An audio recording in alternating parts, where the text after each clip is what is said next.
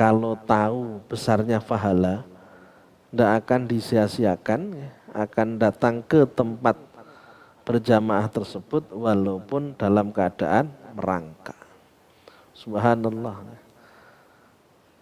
Untungnya orang tidak tahu. Kalau tahu kan masya Allah.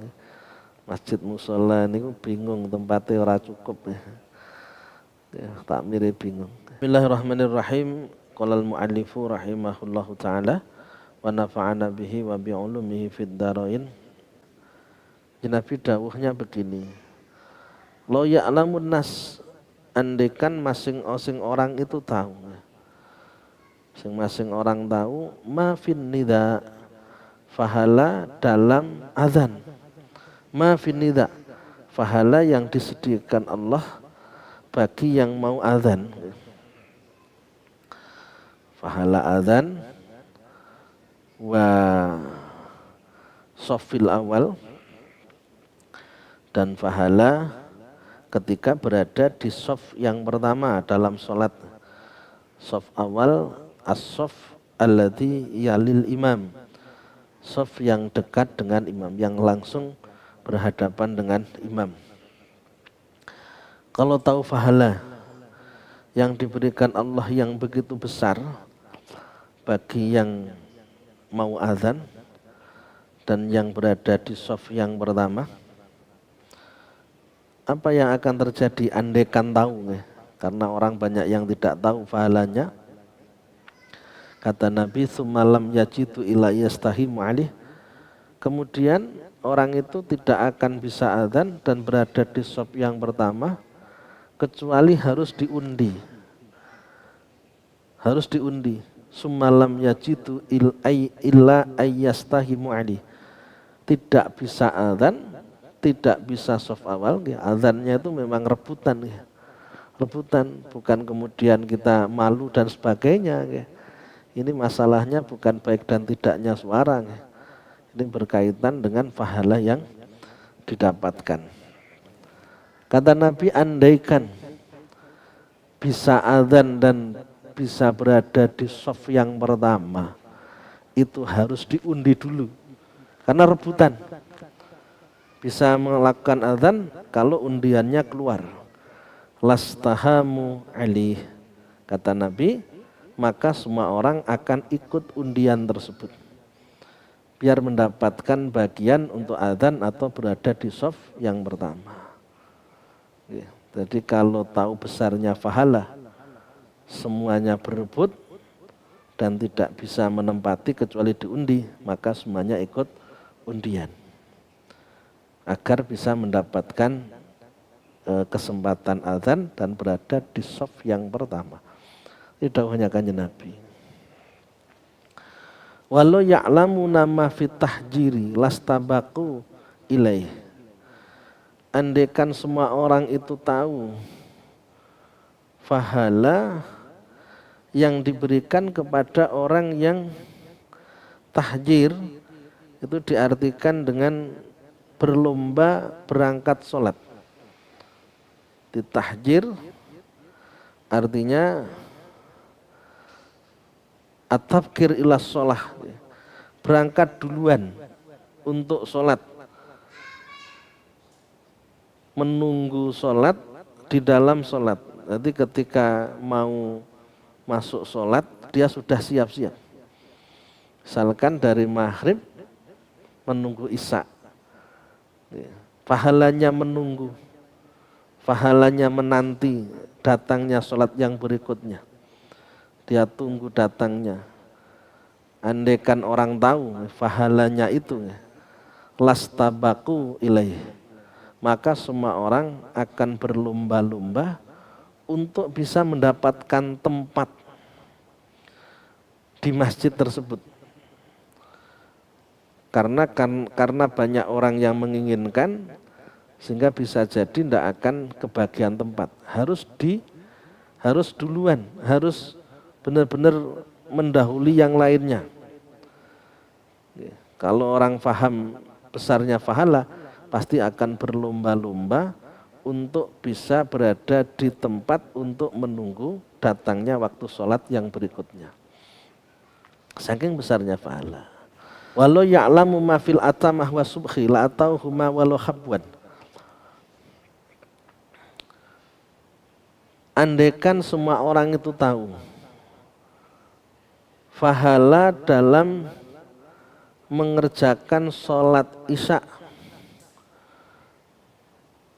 dan juga sholat subuh secara berjamaah, dia tahu betul pahala yang akan diberikan Allah, pahala jamaah sholat subuh dan pahala jamaahnya sholat isya. Maka yang terjadi adalah la atau huma walau khafwan, maka akan mendatangi tempat sholat isya berjamaah dan sholat subuh berjamaah walau habwan, walaupun dengan merangkak. Kalau tahu besarnya pahala, tidak akan disia-siakan, akan datang ke tempat berjamaah tersebut walaupun dalam keadaan merangkak. Subhanallah. Untungnya orang tidak tahu. Kalau tahu kan masya Allah. Masjid musola ini bingung tempatnya ora cukup. Tak mirip bingung. Hadis sahih. Kemudian demikian pula berada di shaf yang pertama itu juga pahalanya sangat besar. Dikarenakan malaikat rahmat itu selalu mendoakan kepada imam dan kepada orang yang berada di shaf yang pertama, yang terlebih dahulu, baru setelahnya. Jadi yang didoakan pertama kali itu imamnya, selanjutnya makmum yang di shaf yang pertama, selanjutnya makmum di shaf yang kedua, dan selanjutnya. Jadi mendapatkan doanya malaikat rahmat terlebih dahulu dibandingkan dengan shaf yang berada di belakangnya. Wa an Abi Hurairah radhiyallahu anhu qala, dari Abu Hurairah radhiyallahu anhu, Abu Hurairah berkata, qala Rasulullah sallallahu alaihi wasallam, Rasulullah sallallahu alaihi wasallam bersabda, idza nudiya bis shalah adbara syaitan walahu durratun hatta la yasma'a at-ta'dzin. Ketika adzan dikumandangkan, maka setan itu lari terbirit-birit. Nanti ketika kumandang adzan untuk sholat, dikumandangkan adzan untuk sholat, maka lari setan itu terbirit-birit sambil kentut-kentut. Walau durratun. Kanjeng Nabi dawuh ngoten. Awake dhewe ra krungu swara ora mampu ntute setan ya. Tapi Kanjeng Nabi dawuh setan sambil kentut-kentut lari dari adzan sejauh mungkin agar tidak mendengar, hatta la yasma'a ta'din, sampai dengan dia tidak mendengar adzan. Lari sejauh mungkin agar tidak mendengar adzan sambil kentut-kentut. Karena kebingungan atau kentutnya suaranya untuk menutupi suaranya adzan biar tidak kedengaran. Turan itu untut besar. Niku setan. Dawuh Kanjeng Nabi ngoten. Awake dhewe ndak roh, tapi Kanjeng Nabi berkata sesuai dengan fakta. La yang tuqal hawa in wa ma yang tuqal hawa in wa ya wahyu yuha. Rasulullah tidak berkata dengan hawa nafsunya, namun merupakan wahyu yang datangnya dari Allah. Fa idza qudiyan nida aqbala. Ketika sudah selesai adzan, setan ini balik untuk menggoda orang yang di masjid itu. Hatta idza suwiba bis shalah adbara. Ketika dikumandangkan iqamah, suwiba itu artinya adalah iqamah, at-taswib al-iqamah, maka setan lari lagi, menjauh lagi. Hatta idza qudiyat taswib aqbala. Ketika sudah selesai iqamah, setan kembali mendekat, menggoda orang yang sholat, hatta yakhtira bainal mar'i wa nafsihi, sehingga orang yang sholat itu tergoda oleh setan.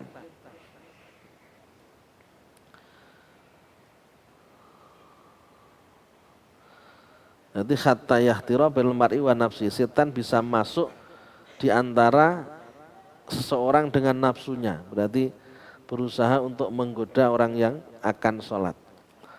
Yakulu, sambil mengatakan setan, udkur kada wadkur kada, ingatlah ini, ingatlah itu. Pokoknya tidak urus-urusnya sholat itu tidak ingat apa-apa, namun ketika sholat itu banyak yang teringat. Lima lam yadkur min qablu, terhadap apa yang tidak diingat sebelum itu. Oleh setan itu ditumbuhkan biar mengingat apa-apa.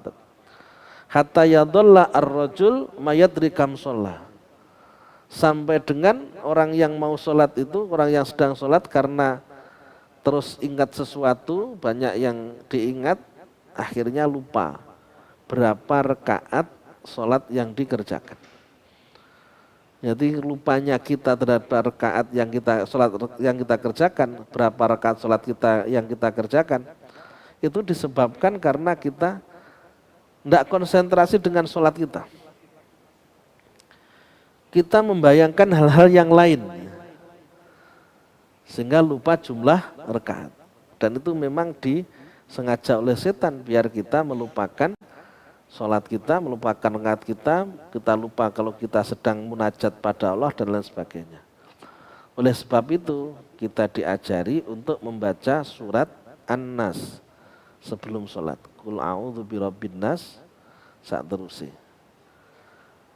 Dan merenungkan ayat-ayat Al-Quran atau dzikir-dzikir yang kita baca.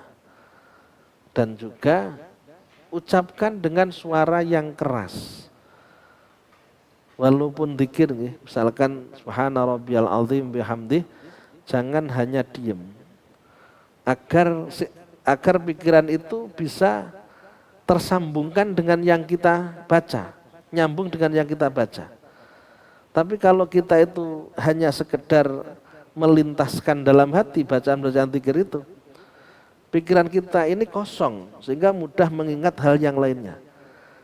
Tapi kalau bacaan dzikir kita keras, Rabbi firli warhamni wajaburni, itu dikeraskan, akhirnya mengganggu pikiran untuk tidak berpikir ke yang lainnya, fokus ke situ. Salah satu usaha agar tidak kemana-mana, apalagi kalau kita mengingat hadis Nabi, la sholata liman la khusyu'alah, tidak ada sholat yang diterima jika tidak khusyuk. Khusyuk ini kenapa anteng, konsentrasi dengan sholat yang dikerjakan. Apa yang membuat bisa khusyuk? Yang membuat bisa khusyuk yaitu kita tidak terganggu suara-suara tertentu atau pandangan-pandangan kita terganggu, dan juga merenungkan yang kita baca, sedikit mengeraskan suara dari zikir-zikir yang kita baca. Dan kita menganggap sholat yang kita kerjakan bisa jadi sholat yang terakhir kalinya, dan setelah itu kita tidak melakukan sholat lagi. Alladzina yadununa annahum mulaqu rabbihim wa annahum ilaihi raji'un. Orang yang meyakini bahwa dia akan mati bertemu dengan Tuhannya dan dikembalikan pada Allah Subhanahu wa ta'ala. Kemudian ibadah-ibadah sunnah yang lainnya, ayo kita tambahkan, kita kerjakan biar mendapatkan kemuliaan di sisi Allah Subhanahu wa ta'ala.